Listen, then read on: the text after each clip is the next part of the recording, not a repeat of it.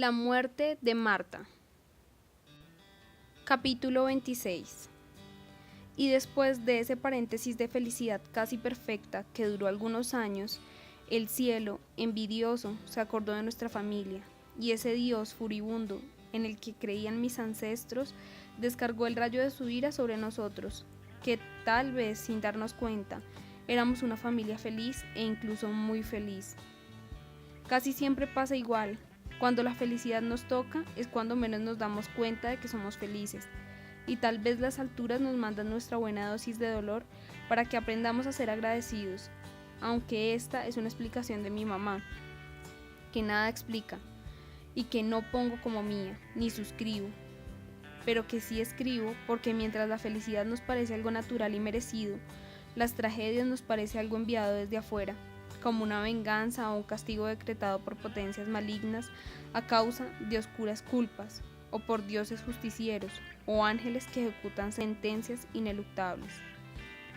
Sí, éramos felices, porque mi papá había vuelto de Asia definitivamente y ya no pensaba volver a irse nunca, pues la última vez se había deprimido hasta el borde mismo del suicidio, y por fortuna ya no lo estaban persiguiendo en la universidad por comunista, sino sin mucho por reaccionario, porque todos los felices, para los comunistas, eran en esencia reaccionarios, debido a que lo eran en medio de infelices y desposeídos. Éramos felices porque por un momento pareció que los poderosos de Medellín confiaran en mi papá y lo dejaran actuar, trabajar, pues veían que hacía programas útiles de medicina pública, vacunaciones, promotoras de salud, acueductos veredales, y sus acciones no se quedaban en palabras y palabras como las de tantos otros. Y entonces, como mi papá ya no veía su trabajo en peligro y mi mamá estaba empezando a ganar más plata que él, nos dábamos ciertos lujos, como ir de vez en cuando a un restaurante chino, todos juntos, o abrir una botella de vino, cosa inusitada, única, para atender al doctor Saunders, o recibir mejores regalos en Navidad, una bicicleta, una grabadora de cassettes, o ir a ver en procesión familiar una película que a mi papá le parecía lo mejor que había visto, Una leona de dos mundos, de la que recuerdo el título, la fila para entrar al cine Lido y nada más. Éramos felices porque nadie se había muerto en la familia y todas las semanas nos íbamos para la finca desde el viernes hasta el domingo, una finca pequeña, de 2 cuadras en Llano Grande, en tierra fría, que tío Luis, el cura enfermo, le había regalado a mi mamá con sus ahorros de toda la vida. Y como la situación estaba mejor, mi papá hasta me había comprado un caballo. Amigo, así lo habíamos puesto. Amigo, un táparo flaco y moro, desgarbado, con la misma estampa de Rocinante, cada semana más flaco, en las costillas, porque no había pasto en la finca, pero que a mí me parecía un potro árabe, por lo menos, o un pura sangre andaluz, cuando salía a galopar por los caminos que pasaban cerca de la finca. Y desde eso confundo la felicidad, además de las calles de Cartagena, con un paseo a caballo por el campo, sin nadie que me hable, sin tener que hablarle a nadie, solo con mi caballo, como el llanero solitario, que era mi revista de muñequitos preferida, cuyo protagonista era una especie de Quijote sin Sancho que deshacía en tuertos en las planicies de Texas o de Tijuana o de alguna parte que nunca reconocí como parte de este mundo, sino del mundo del más allá que representan las revistas de muñequitos. El día que el caballo había llegado a la finca, sin embargo, yo recibí, o mejor dicho, no supe recibir un mensaje de la vida o de la sabiduría que debería darnos la experiencia y casi nunca nos da, que debió haberme puesto sobre aviso de lo amenazada de desdicha que está en todo momento la felicidad. Mi papá me lo tenía de sorpresa y ese sábado al mediodía, al llegar a Llano Grande, en el quiebrapatas de la finca, paró el carro y señaló hacia el potrero. Mira, ahí está lo que querías, el caballo. A mí el corazón me dio un brinco de felicidad en el pecho. Al fin iba a poder tener lo que más me gustaba de la finca del abuelo, los paseos a caballo, sin tener que someterme a la desgracia de separarme de mi papá por las noches. Entonces salté del carro, del viejo Plymouth azul celeste. Abrí la portezuela a toda velocidad, brinqué al suelo y tiré la puerta con todas mis fuerzas para poder correr hacia donde estaba el caballo. Me precipité tanto que dejé 2 dedos expuestos. y yo mismo me los machuqué con la puerta. Sentí un dolor lancinante. La alegría y el gozo se convirtieron en una horrible tortura. Una uña saltó y los 2 dedos se pusieron morados de sangre. La risa de alegría se mezcló con el llanto, y solo pude ir a conocer a amigo un buen rato después, con los dedos metidos en un platón con hielo para bajar el dolor y la hinchazón. Me reía y lloraba al mismo tiempo, tal vez por esa experiencia, en que la dicha se teñía de repente de dolor. Yo ya debía haber entendido. Repito que nuestra felicidad está siempre en un equilibrio peligroso, inestable, a punto de resbalar por un precipicio de desolación. Pero no. En esos años nos imaginábamos que toda la vida iba a ser buena, y no había por qué dudarlo. Éramos felices porque todas mis hermanas eran lindas y alegres, las muchachas más bonitas del barrio Laureles, lo decía todo el mundo. Mariluz, Clara, Vicky. A Eva le decíamos Vicky, pues se llamaba Eva Victoria, pero ella odiaba a Eva, le parecía un hombre montañero, jericuano, y siempre sufrió con eso, sabiendo que es el único nombre bonito de toda la familia. Y Marta. Sol todavía no, porque era muy chiquita y se limitaba a mirar, escondida a mi lado detrás de las ventanas. Y a poner quejas de furtivos besos. Los dos. Mami, Jorge le dio un beso a Clara y Clara lo dejó. Mami, Álvaro le quería dar un beso a Vicky, pero Vicky no se dejó. Mami, Marta le dio un beso a Hernán Darío y él le puso la mano en la teta derecha. Pero ya le llegaría su momento también para gozar y besar al escondido.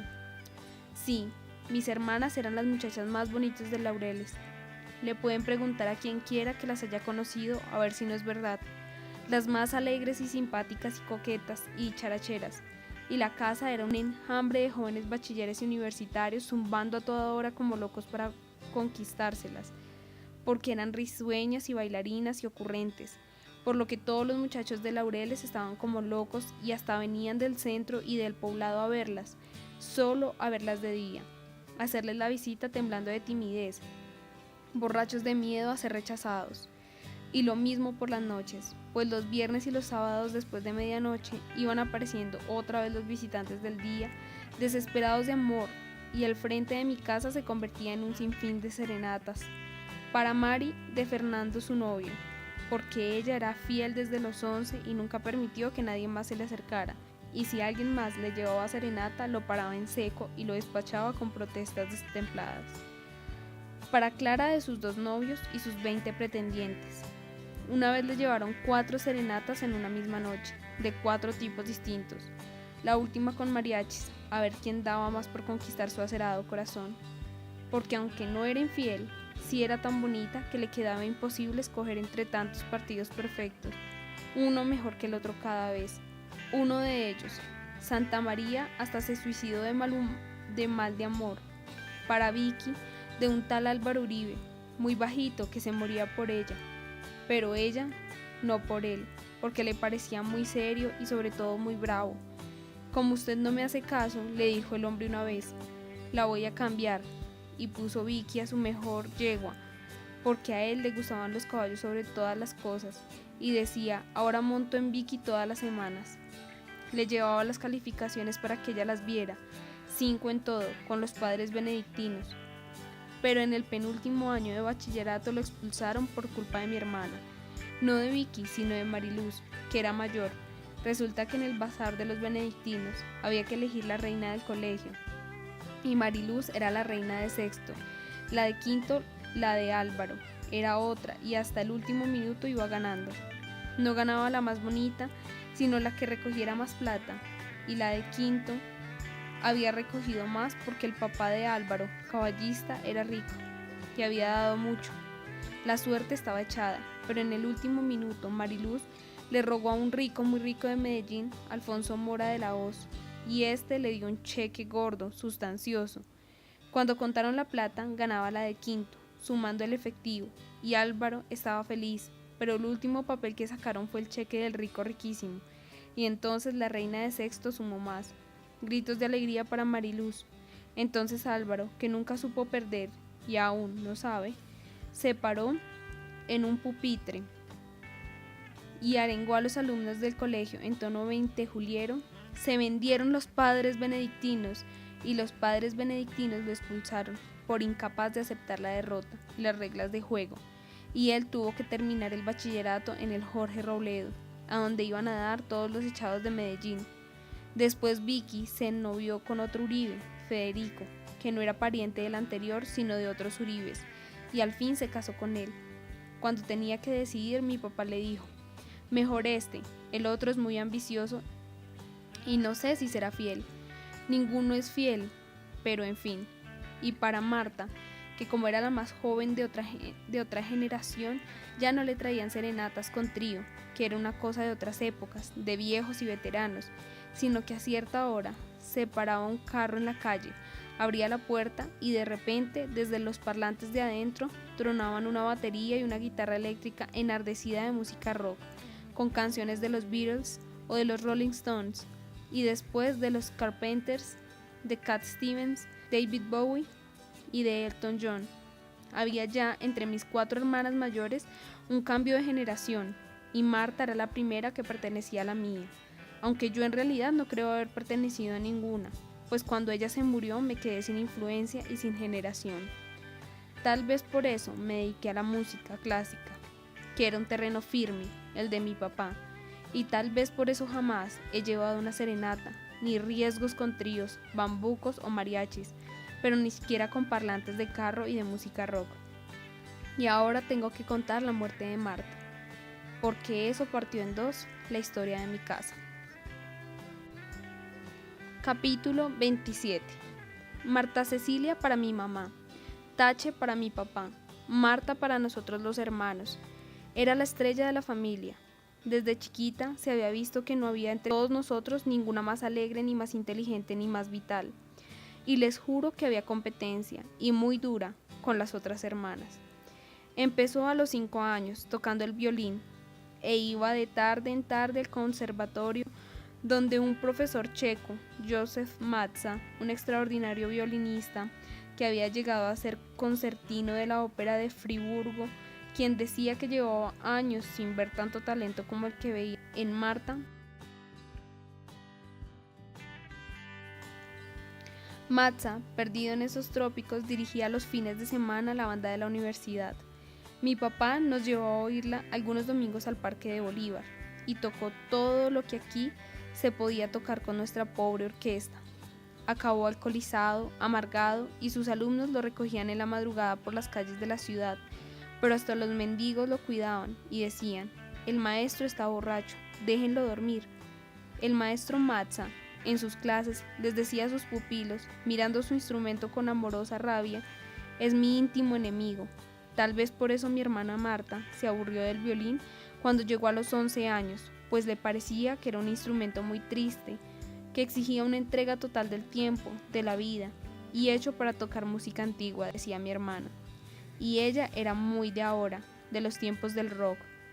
Entonces dejó el violín sin remordimiento y sin que a mi papá ni a mi mamá les pesara, pues ellos nunca presionaron en nosotros ninguna vocación, y empezó con la guitarra y con el canto. Cambió a ese íntimo enemigo y al maestro Matza por la más amistosa guitarra y por una profesora colombiana, Sonia Martínez, que aunque le enseñaba bambucos que a Marta no la entusiasmaban, reconocía que le transmitía muy bien la técnica vocal y el acompañamiento de la guitarra. Con Andrés Posada, su primer novio, que hoy es un músico extraordinario, y con Pilar, la hermana de Andrés, otra gran música, estudió más, y juntos se pasaban las tardes cantando las canciones de los Beatles, de Serrat, de Cat Stevens, de no sé quién más.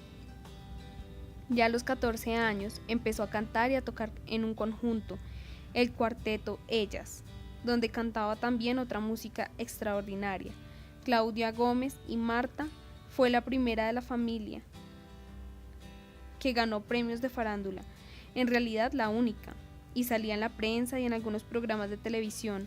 Se iba de gira por toda Colombia y las llevaban a Puerto Rico, a San Andrés y a Miami, a sitios así que los otros hermanos ni nos soñábamos con poder conocer. Además, Marta era una actriz natural, y recitaba larguísimas tiradas de memoria. En las fiestas de mis hermanas, cuando las mayores iban cumpliendo 15, que era la edad más importante en la mujer en aquellos años, su presentación en sociedad. Y era también la mejor estudiante de la clase en la enseñanza.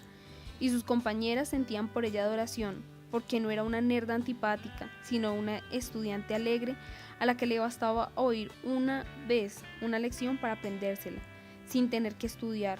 Leía más que yo y era tan rápida y brillante que mi papá la prefería sobre todos nosotros, incluso sobre mí, que tenía ese mérito sin gracia de ser el único hombre, y sobre la mayor, que por ser la mayor y la más buena con él, era la niña de su corazón. Mis dos hermanas mayores se casaron. Mariluz con su novio de siempre, Fernando Vélez, un economista rico a los 20 años por una gran herencia que le dejó el papá, el fundador de Laboratorios Lister, una industria farmacéutica que se murió de cáncer prematuro. Pero el economista, de ser tan generoso, no supo economizar, y menos iba a poder al lado de mi hermana, que era manirrota, igual a mi papá, pues para ella nunca ha habido un placer más grande que el de hacerles favores a los demás y regalar sus cosas, su tiempo, su plata, sus vestidos, todo. Ellos dos, Mariluz y Fernando, eran unos siameses, que parecía que se hubieran casado desde la primera comunión. Con decirles que él tenía 13 años, cuando le llevó a mi hermana de 11 la primera serenata. Cuando ella cumplió 17 años, llevaban tanto tiempo juntos que no aguantaron más tanta virginidad. Eran los años de la virginidad. Lo llamó al orden y lo obligó a casarse, sin apelación alguna, incluso antes de que él terminara la universidad. Entonces Clara también se sintió presionada para casarse pronto, y por no quedarse atrás, 3 años después se casó con el que decían que era el muchacho con más futuro de Medellín, Jorge Humberto Botero, un abogado divino. Así decían todas, de inmensa simpatía, muy inteligente, decía mi papá, aunque hablara con palabras rebuscadas, que a todos nos daban un poquito de risa mezclada con admiración, en un tono pausado, didáctico, intelectual. La única persona en el mundo que yo conozca que usa todavía el futuro del subjuntivo, si sucediere, en caso de que tuviere, y fue de los primeros colombianos que salían a trotar por la calle como los gringos a hacer jogging, decía él, porque era esbelto y hermoso, y su manera artificial de hablar era en él tan constante que casi podría decirse que el artificio era su forma de ser natural. Clara y Jorge Humberto se fueron, recién casados, para Estados Unidos, a seguir estudiando en Morgantown, un pueblo de West Virginia, con universidad. Quedábamos tan solo 4 hijos en la casa, y a Eva Victoria, ahora la mayor, le había dado por ser muy elegante. Todo el día estaba con una compañera del colegio, María Emma Mejía, que le daba consejos de vestuario y de glamour, y le enseñaba a mover las manos como las bailarinas de ballet. Gracias a las clases de María Emma, quizás Eva o Vicky, tiene los mejores modales de la casa, hasta parece de mejor familia que nosotros, y un porte altivo, que sin embargo no es de desdén, sino, me parece, de contención. Creo que por exceso de examen de conciencia y por miedo a una culpa oscura e incierta como el pecado original, padece de una rectitud enfermiza que a veces casi ni la deja vivir, pues llega a ver maldades y faltas de honradez donde ni remotamente las hay. Seguíamos Marta y yo. Marta, la estrella, la cantante, la mejor estudiante, la actriz. Era muy observadora, tenía un oído agudísimo y por eso mismo poseía el don de la imitación perfecta. Conocía a alguien y al minuto era capaz de remedar los gestos y la voz, la forma de caminar o de partir la carne, los tics en las manos o en los ojos y las faltas de dicción. Pobre del que fuera a la casa. Al salir, mi hermana le hacía más una radiografía que una imitación. Marta me apabullaba en cierto sentido, me hacía sentir no solo menor, que lo era, sino en todo sentido aminorado. Para todo tenía la frase justa, la salida brillante, el apunte apropiado, mientras yo todavía luchaba por dentro por desenredar un nudo de palabras que no acababan de brotar de la conciencia ni mucho menos de aflojar en la garganta. Pero esta inferioridad, en el fondo, no me importaba mayor cosa.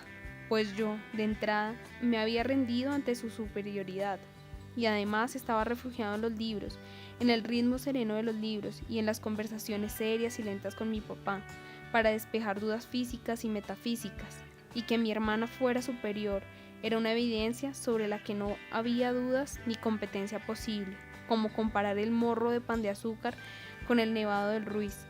Tal vez por no poder competir con ella, ni en la palabra, ni en el baile, ni en el canto, ni en la actuación, ni en la imitación, ni en el estudio, me convertí en lector y en llanero solitario, en estudiante promedio, sin muchas dotes de expresión oral, más bien inepto para los deportes. Y bueno, desde entonces para una cosa sola, redactar, y al final venía Sol, que no salía aún de las neblinas de la infancia, todo el día metida en la casa de unas primitas de la misma edad, Mónica y Claudia, que vivían en la misma cuadra, jugando mamacitas con una seriedad que ya se quisieran las madres, con fingidas hijas Barbies y cochecitos de juguete y trapos múltiples y disfraces y muñecas de plástico. En realidad, Solvia, le decíamos Solvia porque su nombre completo es Sol Beatriz, era más hija de los tíos que de mi papá y mi mamá, y a veces, al pelear, aunque es la única médica de la casa y una persona estudiosa y profesional, se le salen unos modales no de galeno, sino de ganadero, que solo pudo heredar del tío Antonio, un finquero, y el hijo de mi abuelo, que más se parecía a él. Hasta que a Dios, repito, o mejor dicho, al absurdo azar, le dio por envidiar tanta felicidad y descargó un rayo de ira despiadada sobre esta familia feliz. Una tarde, al volver del trabajo, mi papá nos llamó a Sol y a mí.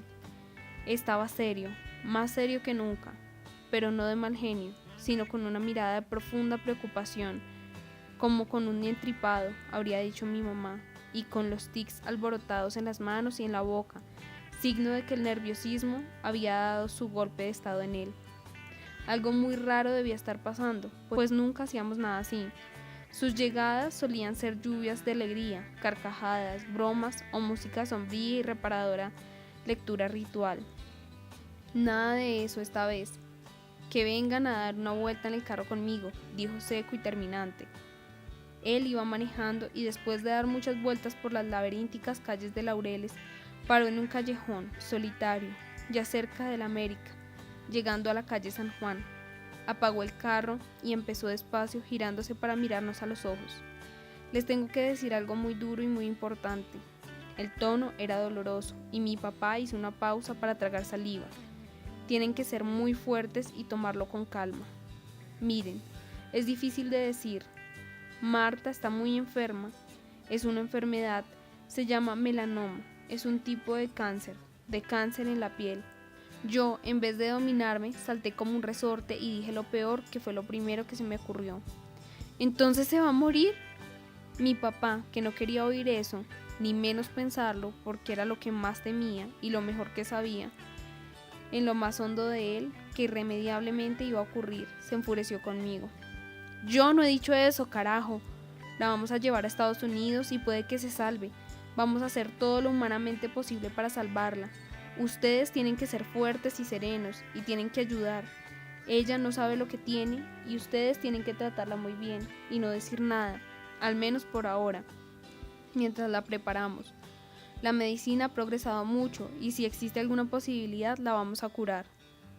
Entonces empezaron 4 meses de un dolor lacerante, de agosto a diciembre, del que ninguno de nosotros salió igual. Un cáncer a los 16 años, y en una muchacha así, como era Marta, producía en cualquiera un dolor y un rechazo insoportables. Hay un momento en que la vida de los seres humanos se vuelve más valiosa, y en ese momento, creo yo, coincide con esa plenitud que trae al final de la adolescencia. Los padres han estado muchos años cuidando y modelando a la persona que los va a representar y a reemplazar. Al final esa persona empieza a volar sola, y como en este caso vuela bien, mucho mejor que ellos y que todos los demás, la muerte de un recién nacido o la de un viejo duelen menos. Hay como una curva creciente en el valor de la vida humana, y la cima, creo yo, está entre los 15 y los 30 años.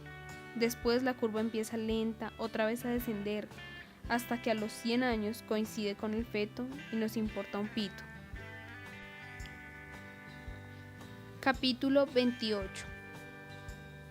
En Washington estaba el hospital que más había experimentado con nuevos tratamientos contra ese cáncer tenebroso, el melanoma. Mi papá y mi mamá vendieron cosas, el carro de mi papá y la primera oficina que mi mamá había comprado en el edificio La Ceiba, con sus ahorros de años, para poder disponer de fondos para el tratamiento. Varias parejas de amigos, Jorge Fernández y Marta Hernández, Fabio Ortega y Mabel Escobar, don Emilio Pérez, mi cuñado Fernando Vélez, les entregaron miles de dólares en efectivo como un préstamo sin fecha de devolución o como un regalo, y mi papá y mi mamá lo recibieron con lágrimas en los ojos. Cuando volvieron de Estados Unidos, mi papá y mi mamá devolvieron los préstamos intactos, pero llevarlos en la cartera les daba seguridad. Estaban dispuestos a vender la casa, la finca, todo lo que teníamos si el tratamiento de Marta era posible y dependía del pago. Porque así era, y es la medicina de allá, mejor para los que tengan más plata disponible. Pero no había plata que comprara la salud en ese cáncer. Había esperanzas vagas, con una droga nueva, en los primeros estadios de experimentación, y se la empezaron a dar en el hospital. En Washington se hospedaron donde Edgar Gutiérrez Castro, que les dejó el apartamento y se fue a vivir a un cuarto en la casa de un amigo. Cuando iba a recogerlos en el aeropuerto, de lo ansioso que estaba, se chocó, y cuando llegó en un taxi, mi papá, mi mamá y Marta ya no estaban ahí. Se habían ido en un bus hasta un hotel creyendo que a Edgar se le había olvidado recogerlos. Él los rescató del hotel y los dejó instalados en su apartamento, por el tiempo que sea necesario. Un acto de generosidad que mi familia no olvida. Mi hermana Clara, que no vivía lejos, se les unió, y Jorge Humberto, su marido, llegaba también los fines de semana. Allí, en la terraza del apartamento de Edgar Gutiérrez, Marta, al fin, le hizo la pregunta fatídica a mi papá. Papi, ¿verdad que lo que yo tengo es un cáncer? Y él, con los ojos encharcados de desesperación, solo pudo asentir con la cabeza, pero también añadirle una mentira piadosa y que sonara verosímil.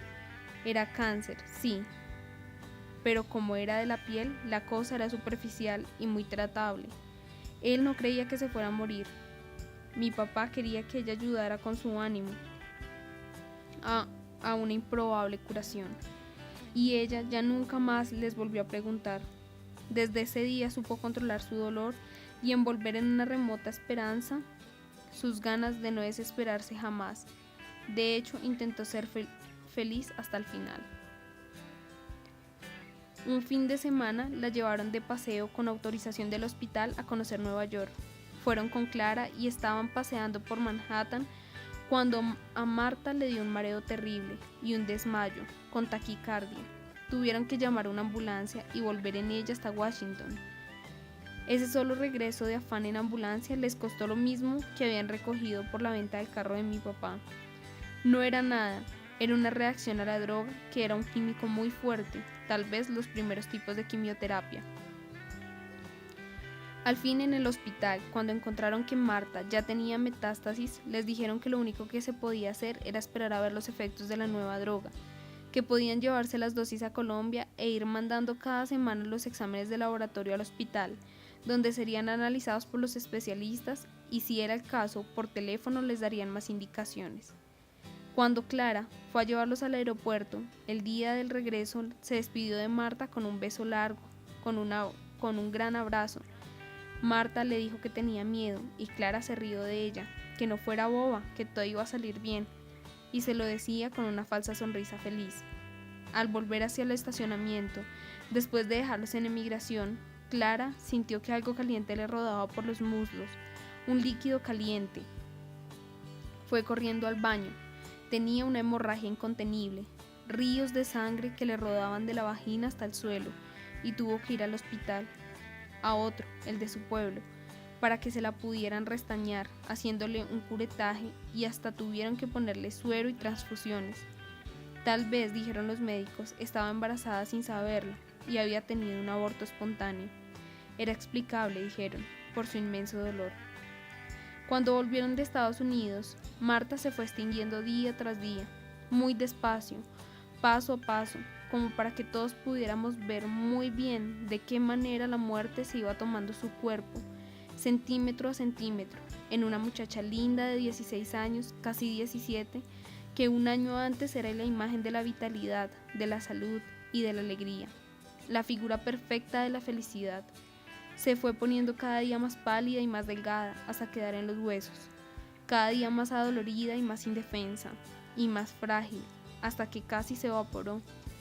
Hay periodos de la vida en los que la tristeza se concentra, como de una flor se dice que sacamos su esencia para hacer perfume, o de un vino su espíritu para sacar el alcohol. Así, a veces en nuestra existencia, el sufrimiento se decanta hasta volverse devastador e insoportable. Y así fue la muerte de mi hermana Marta, que dejó destrozada a mi familia, tal vez para siempre. Su cáncer se lo habían descubierto porque en el cuello, en la base del cráneo, por detrás tenía unas bolitas en fila, mejor dicho, un rosario. Así dijeron, un rosario de bolitas de consistencia semiblanda, que se sucedía uno tras otro. Un rosario, sí, como los que empuñaban tío Luis y mi abuelita Victoria. Sí, un rosario de metástasis. Eso era lo que nos enviaban mi Dios y la Santísima Virgen, después del rosario de Aurora, después de los innumerables rosarios en la casa de mi abuela. Un rosario de cáncer. Eso, una sucesión de perlas mortales engarzadas a flor de piel. Eso se merecía esta niña feliz e inocente por los pecados cometidos, por mi papá o por mí o por mi mamá, o por ella o por mis abuelos y tatarabuelos, o por quién sabe quién.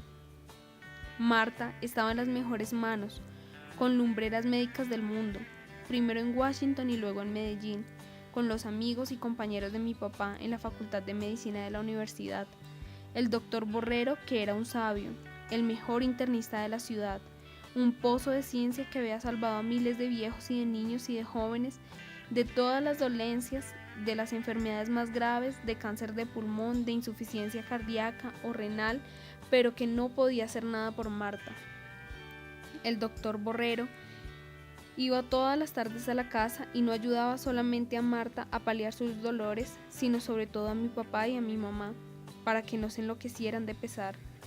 Iba también Alberto Chavarría, el hematólogo, que había salvado niños de leucemias feroces y tratando anemias falciformes y salvado hemofílicos, pero que no podía hacer nada por Marta, sino limitarse a sacarle sangre cada 2 o 3 días para hacer unas tablas de valores sanguíneos que había que enviar periódicamente a Estados Unidos, para que allá pudieran ver cómo estaba actuando la droga y cómo la enfermedad evolucionaba lentamente hacia la muerte.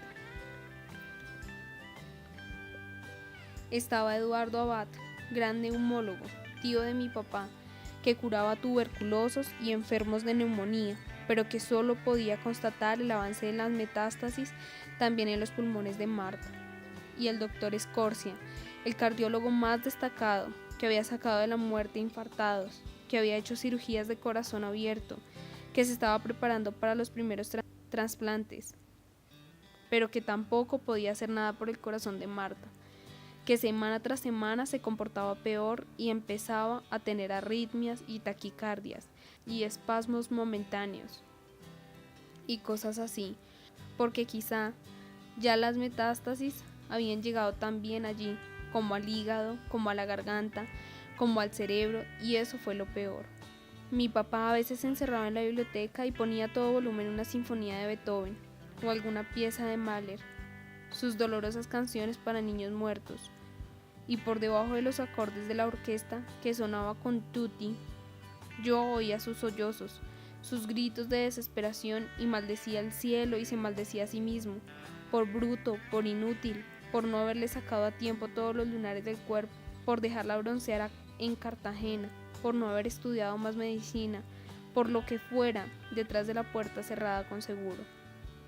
Descargaba toda su impotencia y todo su dolor, sin poder aguantar lo que veía, la niña de sus ojos que se le iba esfumando entre sus manos mismas de médico, sin poder hacer nada por evitarlo, solo intentando con 1000 chuzones de morfinas aliviar al menos su conciencia de la muerte, de la decadencia definitiva del cuerpo y del dolor.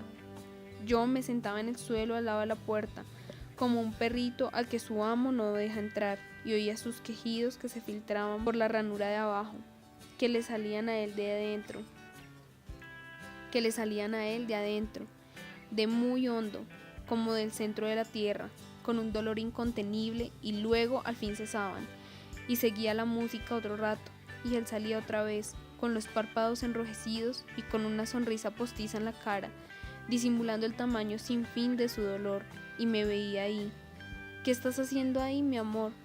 Y me hacía levantar, y me daba un abrazo, y subía donde Marta con la cara feliz a animarla. Yo entraba detrás a decirle que seguro al otro día se iba a empezar a sentir mejor, cuando la droga le hiciera efecto, cuando el remedio obrara. Esa papilla inmunda, ese potaje blancuzco con brillos iridiscentes que habían traído de Estados Unidos y que ella tenía que tragarse con repugnancia a las cucharadas. Una droga en vías de experimentación que la ponía peor, mucho peor, y que al final no sirvió para nada, tal vez ni siquiera para la ilusión. Y un día resolvieron suspenderla, porque semana tras semana los exámenes que el hematólogo le hacía daban peor y peor y peor. Marta de vez en cuando se animaba un poco. Estaba pálida, casi transparente, y cada día pesaba menos. Se le veía la fragilidad en cada dedo, en cada hueso del cuerpo, en el pelo rubio que se le caía a jirones, pero algunas mañanas de sol salía al patio, caminando muy despacio, casi como una anciana, y pedía la guitarra, y cantaba una canción muy dulce, de tema alegre, y mientras ella cantaba, los colibríes venían a hacer el recorrido de las flores. Después ya no podía moverse del cuarto, pero de tarde en tarde, a veces pedía la guitarra, cantaba una canción. Si estaba mi papá, le cantaba siempre la misma, una de Piero, de los Carpenters, de los Beatles y de Elton John. Hasta que un día Marta pidió la guitarra, intentó cantar y no le salió la voz. Entonces le dijo a mi mamá con una sonrisa tristísima en los ojos: «Ay, mami, creo que nunca más voy a volver a cantar». Y nunca volvió a cantar porque ya no le salía la voz. Un día empezó a ver mal. «Papi, no estoy viendo nada», dijo. «Solo luces y sombras que se mueven por el techo del cuarto. Me estoy quedando ciega». Lo decía así, sin dramatismos, sin llanto, con las palabras precisas. Mi mamá dice que salió del cuarto despavorida, que se arrodilló en la sala, en el suelo, y le pidió un milagro, un solo favor a Santa Lucía, aunque se llevara a Marta, pues, pero que no se la llevara ciega. Al día siguiente, Marta volvió a ver, y como luego se murió el 13 de diciembre, que es el día de Santa Lucía, mi mamá nunca ha dudado de ese pequeño milagro. Los humanos, en el dolor más hondo, podemos sentirnos confortados si en la pena nos conceden una rebaja menor. Las enfermedades incurables nos devuelven a un estado primitivo de la mente, nos hacen recobrar el pensamiento mágico.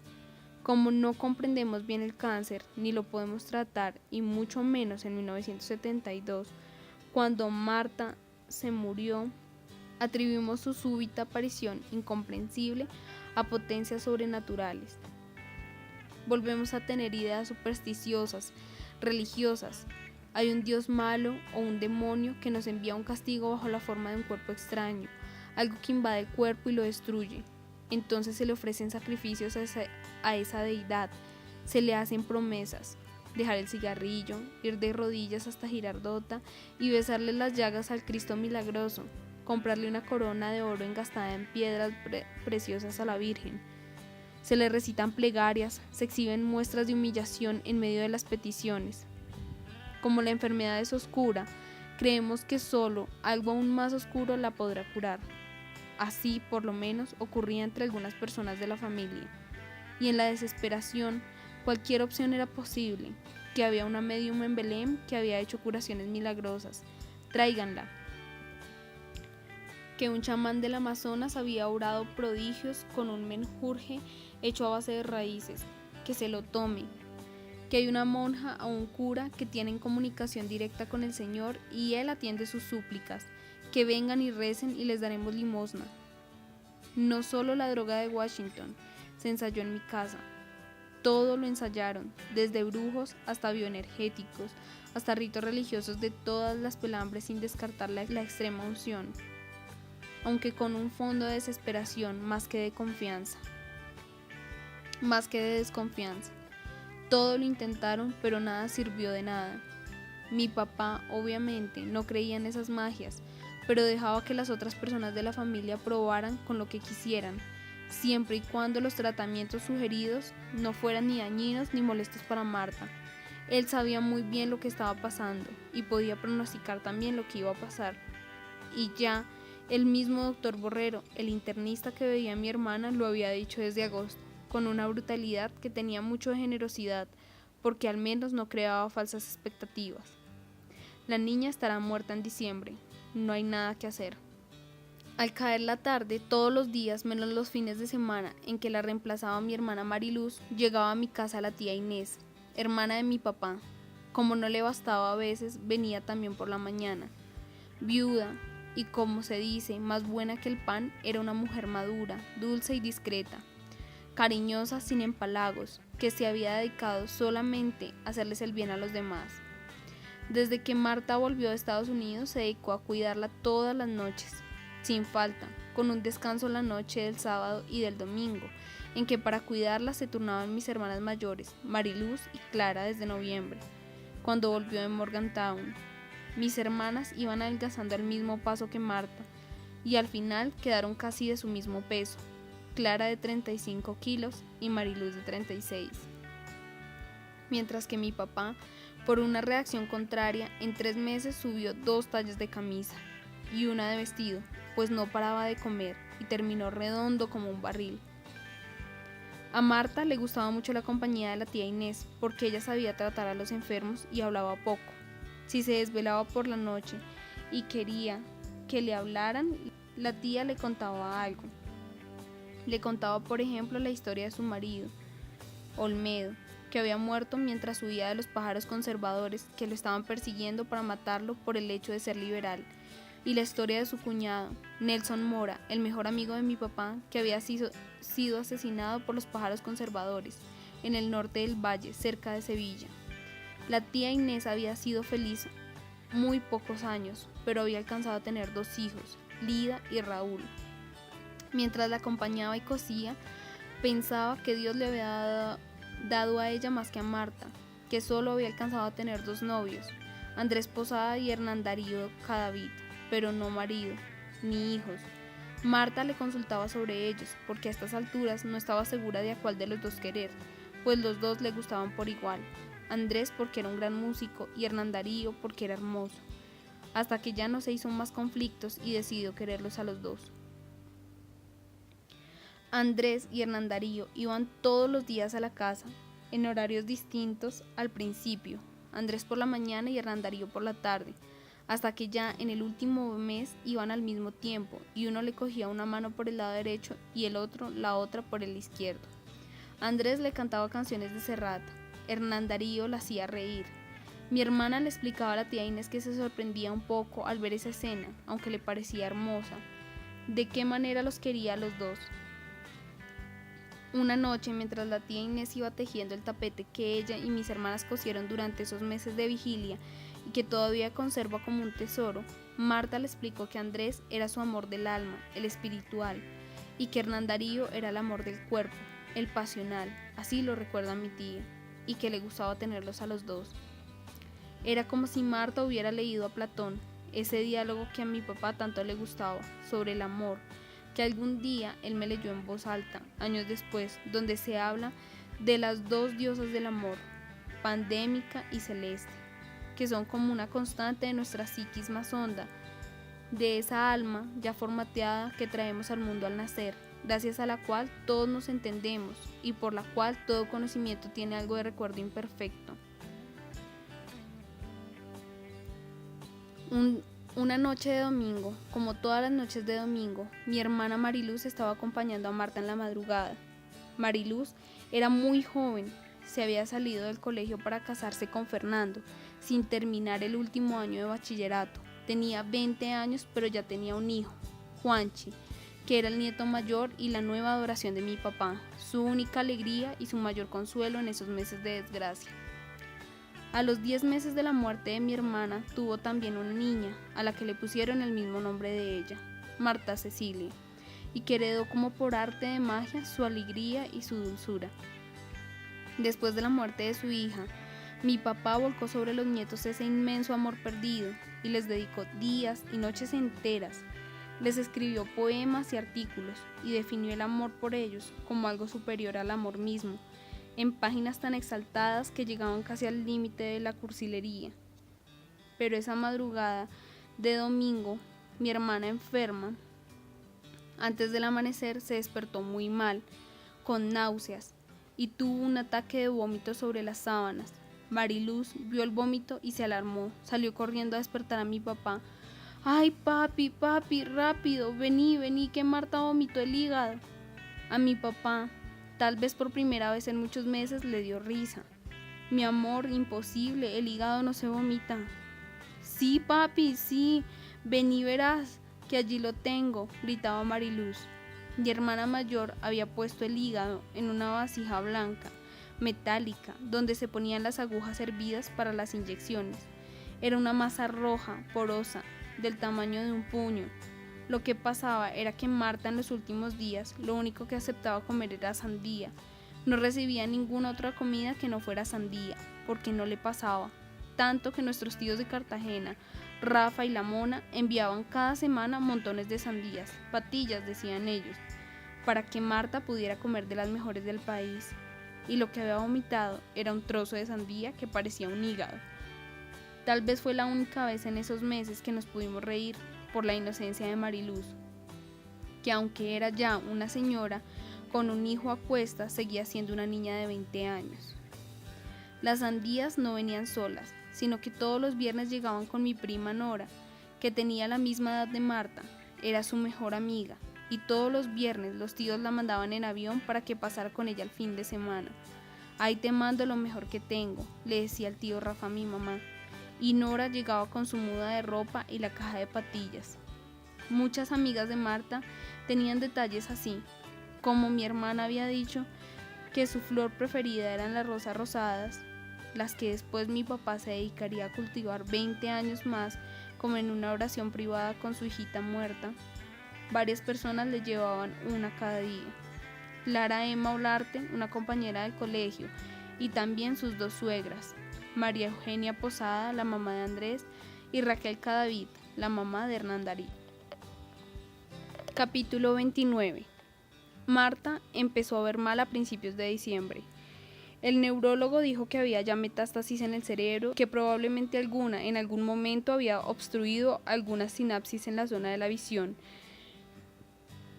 pero que por suerte, de alguna manera, las conexiones se habían restaurado por algún otro camino. Ella se murió el 13, al anochecer, y esas últimas 2 semanas fueron de grandes dolores, convulsiones, malestar. Mi hermana, sin embargo, nunca habló de la muerte, y ni quería morirse ni pensaba que se fuera a morir. Su malestar, su fiebre y sus dolores, creía, eran la forma que tenía su cuerpo para curarse. Cuando le daban taquicardia se asustaba y pedía que la llevaran a la clínica para no irse a morir. Después le pedía confirmación a la tía de que esa enfermedad, como era de la piel, era muy superficial y por lo tanto era curable. Tanto mi tía como mi papá y mi mamá le decían que sí, que claro que sí, aunque ellos mismos al decírselo se murieran por dentro. Cuando Marta entró en agonía, mi papá nos reunió a todos los hermanos en la biblioteca y a cada uno nos dijo una mentira. A Mariluz le dijo que como era la mayor y ya tenía un bebé de 1 año, más trágico habría sido que ella se muriera. A Clara le dijo lo mismo, que porque ella estaba casada y había armado una familia. A Eva casi ni supo qué decirle, salvo que ella era más importante para mi mamá que Marta. A mí, que por ser el único hijo hombre, y a Sol, que por ser la menor. Entonces, en medio de todo, debíamos considerarnos afortunados y ser muy fuertes porque la familia había sobrevivido y nos sobrepondríamos. Marta nos dijo, sería la leyenda más hermosa de la historia familiar. Creo que fue una reunión con mentiras inútiles y consuelos inventados que nunca debió hacer.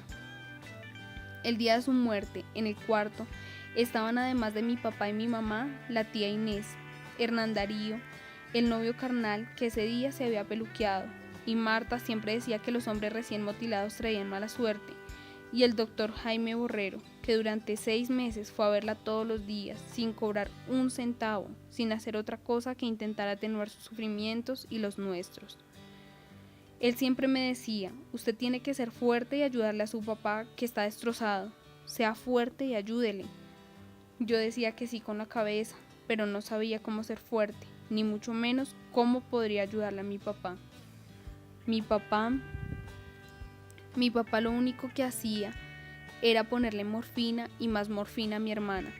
Fuera de esto y de mimarla y animarla, no podía hacer más, salvo mirar cómo se iba yendo, día tras día, noche tras noche.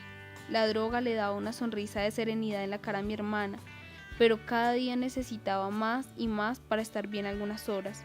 Ya no había partes de su cuerpo sin chuzones. Los glúteos, los brazos, los muslos eran un reguero de punzadas rojas como si se lo hubieran comido las hormigas. Mi papá estaba siempre en busca de algún sitio para poderle poner otra inyección y exigía una asepsia de quirófano en sus manos y en las agujas que hervían durante horas para que no se le fueran a infectar los chuzones. No eran los años todavía de las jeringas desechables.